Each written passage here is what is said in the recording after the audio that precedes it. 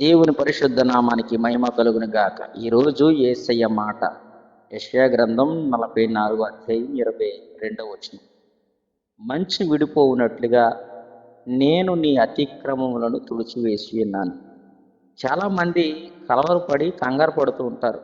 అయ్యో, నేను దేవుడికి వ్యతిరేకంగా పాపం చేశాను, దేవుని ఎదుట తప్పిపోయాను, ఆరాధన మానేశాను, నా పరిస్థితి ఏంటి ఇలా అయిపోయిందని బాధపడుతున్న వాళ్ళ జీవితాల్లో దేవుడు చెప్తున్నాడు, మంచు ఎలాగైతే విడిపోతుందో అట్లాగే నీ అతిక్రమం నుండి నా దేవుడు తుడిచివేశాడు. అంటే మంచు శాశ్వతంగా ఉండదు.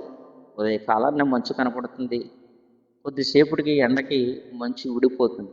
అట్లాగే నీ అతిక్రమం నుండి నా దేవుడు తుడిచివేశాడు. అంటే నీ జీవితంలో, నా జీవితంలో అనేక సార్లు తప్పటడుగులు వేస్తూ ఉంటాం, తప్పిపోతూ ఉంటాం. మన అతిక్రమాన్ని బట్టి చూస్తే ఈరోజు దేవుడు మనం తీసివేయాలి, కానీ దేవుడు మనల్ని తీసివేయకుండా మన అతిక్రమములను తుడిచివేసి మంచు విడిపోయినట్లుగా మన అతిక్రమములన్నీ విడగొట్టి పాపభరితమైన ఏదైతే దేవుడికి ఆయాసకరంగా నడిపించబడుతున్నామో వాటన్నిటినీ కడిగి శుద్ధీకరించి తుడిచివేశాడట.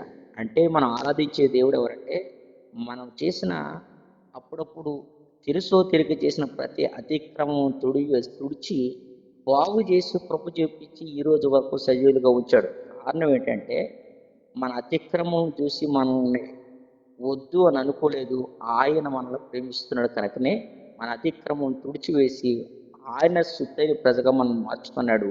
ఆయన పేరు యేసు క్రీస్తు. ఆయన కృప మనకు తోడై ఉండి నడిపించును గాక.